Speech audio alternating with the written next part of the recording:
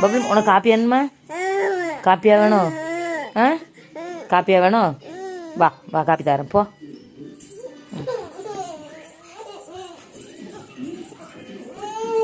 திரும்பி பார்த்து பார்த்து போ, வாராளா வரலையான்னு. சரியான காப்பி பண்ணி போ.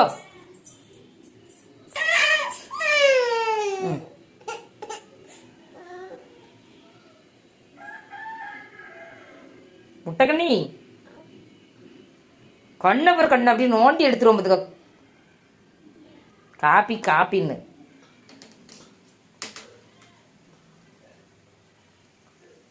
அம்மாக்கு தாமா தாமா.